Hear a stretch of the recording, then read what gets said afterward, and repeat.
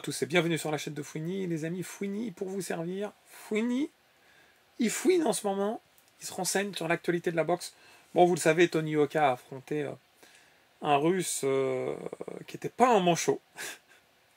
C'est Tony Yoka lui-même qui le dit. C'était pas un manchot. Il s'en est pris dans la gueule.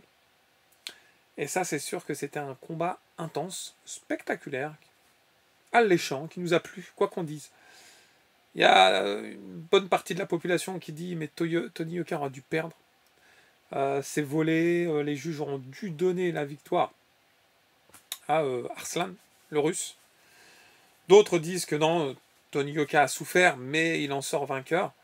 Très complexe. Je vous l'ai déjà dit, on a beau être fan, hater, ce qu'on veut, notre jugement il sera toujours un peu faussé. Moi-même, j'avais l'impression que Yoka avait gagné... allez, on va dire 96-94. Et beaucoup m'ont dit non, moi je vois match nul ou défaite de Yoka. Mais en réalité, notre jugement, il est vraiment faussé. Et les juges en soi, il y en a beaucoup qui vont aussi les critiquer en disant mais toi, t'avais donné Yoka vainqueur par rapport à Bacolé, c'était fou, etc. Moi, je dis, j'aurai une politique un peu différente. Les 3 combats de Yoka contre Bacolé, Takam et Riyad Miri, il n'a jamais gagné à la décision contre eux. Et pourtant, c'était en France. On aurait pu dire les juges français vont l'aider. Peut-être comme des juges anglais. Mais non, ils ne l'ont pas aidé. Alors, vous allez me dire, c'est normal, il a perdu le combat. Oui, mais ils auront pu l'aider. Vous voyez ce que je veux dire? Là, vous dites qu'il a perdu le combat. Alors, comment ça se fait que les juges l'ont donné vainqueur? Alors que les 3 matchs précédents, ce n'était pas le cas. En fait, c'est complexe. Et là, je ne vous agresse pas en disant ça. Je ne m'agresse pas moi-même, d'ailleurs. C'est juste... une analyse en fait. Perso, je ne vais pas refaire 36 fois le combat. Il y a eu un jugement, Yoka est sorti vainqueur, et quoi qu'on dise, ça lui a fait du bien. Il s'est livré, il s'est relâché, il a pleuré, il a parlé de sa dépression, il a parlé de son enfant qui est né juste avant, il a parlé de son futur, il s'est livré, il s'est lâché alors qu'il était, dans l'obscurantisme pendant des mois et des années. Il était en autarcie, plus du tout dans la communication. Et là, en espace d'une soirée, il s'est lâché et livré. Et bah, tant mieux, les gars. Quoi que vous puissiez dire, j'ai été content de voir Yoka délivrer. Enfin, une victoire contre un mec qui envoyait du steak, les gars. Le numéro 1 en Russie, le mec, il envoie des parpaings. Il avait la faim. Il avait faim jusqu'au bout. Non, moi, je suis content d'avoir pu voir Yoka délivré à la fin. Voilà.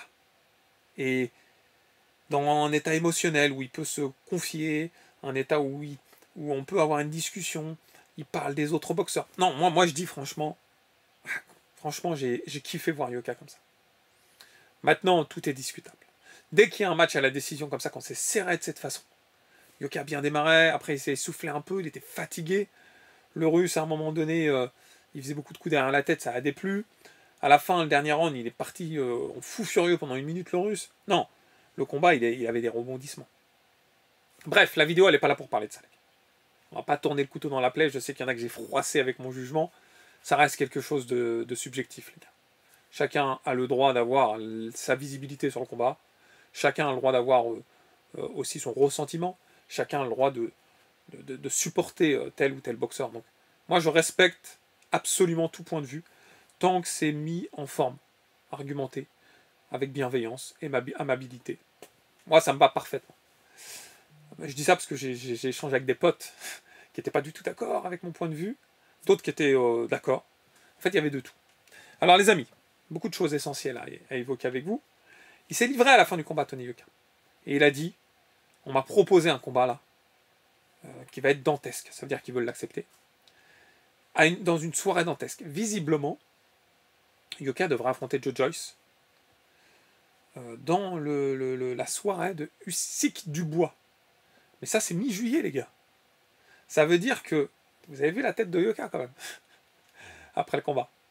Il était meurtri. Il est parti à la guerre, là. Il est sorti des tranchées. Ça fait 2 mois, en gros, 2 mois pour se remettre de ça, se remettre à la salle, etc. Vous allez me dire, 2 mois, ça laisse le temps quand on avait déjà une préparation aux petits oignons. Mais moi, je ne réfléchis pas comme vous. Il a besoin de se remettre de ce combat-là. Il n'a pas eu de KO, ni de down, etc. Mais il a reçu des parpaings dans la gueule. Et ça a duré 10 rounds. Il est meurtri. On voit le nez qui est vraiment, plus les années passent, plus son nez est... La déviation est prononcée. Ça veut dire qu'il bosse à l'entraînement, les gars. Moi, je ne suis pas sceptique. Je suis enthousiaste. Je veux voir ce combat. Mais c'est tendu quand même. C'est tendu. Mais dans une combat comme ça, saoudienne, où il y a du bois, Usyk, si Yoka, il peut se mettre dans une soirée comme ça, les gars, on l'a jamais vu dans une soirée comme ça, on l'a vu que dans des trucs Canal+, des fois claqués au sous-sol. Des soirées où ils font même pas sa pub. Et bah s'il peut aller dans une soirée comme ça, waouh, contre Joe Joyce, sachant qu'il l'a battu 2 fois en amateur, et Joe Joyce, il a un parcours un peu similaire là chez les poids lourds actuellement, ouais, moi je veux voir ça. Moi je vous dis, je veux voir ça. Et je pense que le match sera beau. Ce sera beau parce que Joe Joyce, il a moins de défense que les derniers adversaires de Yoka. On a vu contre Ergovic, mais j'avais envie de dire, Joe Joyce, vas-y, lève les bras. Hein. Parce que la droite, le bras arrière de Ergovic, il fait mal. J'avais envie de dire, lève les bras. Donc contre Yoka, vous savez, il a un très bon jab. Du gauche, parfait. Le bras arrière de Yoka, il est trop prévisible. Vous voyez, souvent, il prenait comme ça une impulsion et il tapait dans les gants. Quoi. Ou il loupait, parce qu'il n'arrivait pas à mesurer la distance. Mais contre Joe Joyce, ça peut être une bonne différence, parce que Joe Joyce, il est moins mobile. Joe Joyce, il cherche à se faire toucher pour toucher derrière aussi. Donc, moi en soi, avec un profil anglais, une promotion différente, ouah, j'ai hâte. Moi, je vous dis, les gars, si Yoka nous régale d'un combat comme ça, eh ben, je te signe tout de suite. Je dis oui. Et vous voyez, je ne suis pas un pro-Yoka. Certains vont te dire, des fois, quand je parle de bas-collé, t'es un pro-bas-collé. C'est vrai que quand on aime, on a tendance à encenser ou alors à faire un peu des courbures. Ça peut arriver, même si, au fond de moi, j'essaie souvent d'être très objectif. Yoka, je l'apprécie en tant que boxeur. J'ai aimé ce qu'il a pu nous faire vivre à travers sa carrière amateur, championnat du monde, JO, pardon. Et même le début de sa carrière professionnelle, où en France, il a généré du dynamisme. Mais je ne suis pas non plus le plus grand de ses fans. Je lui souhaite simplement le meilleur. Parce que c'est dans mon caractère. J'ai ce caractère de faire passer la boxe en premier et après les boxeurs. Et je pense qu'il peut participer à l'évolution de la boxe, notamment dans le territoire français. Et s'il peut nous régaler avec des soirées comme ça et des combats comme ça, je signe tout de suite la famille. Mais la réponse là, à cette question, elle va être prochainement, là,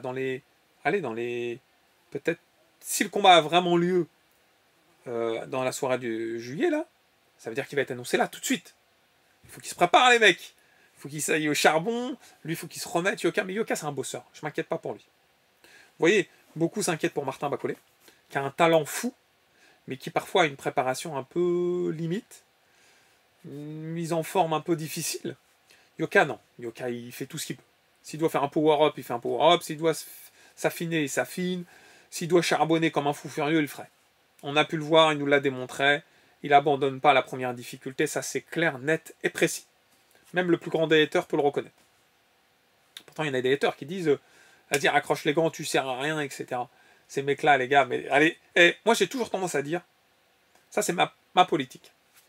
Quand je fais une compétition de course à pied et je vais faire un 32 minutes, ou 10, je vais être comme ça, puis l'autre mec il va me battre en 30 minutes, je ferme ma bouche, tu vois. Mais quand je rentre chez moi et que je vois un voisin qui a le kirsch comme ça, qui court à peine, qui fume et qui me dit ouais, t'es claqué au sous-sol, arrête la course à pied, mon frère. J'ai envie de lui dire viens courir avec moi, mon gars. viens, on court ensemble. Est-ce que tu vas tenir ne serait-ce que 500 mètres? Vous voyez ce que je veux dire? C'est un peu pareil.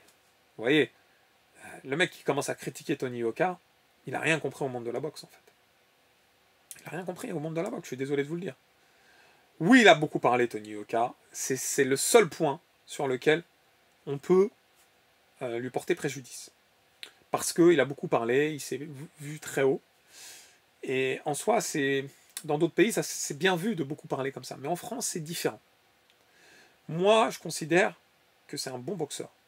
Effectivement, à l'échelle internationale, Quand on prend des tueurs en série, des fous furieux, c'est autre chose. Mais à l'échelle générale, c'est un bon boxeur. C'est un bon boxeur. C'était dur le combat d'hier. Enfin, de samedi. C'était dur.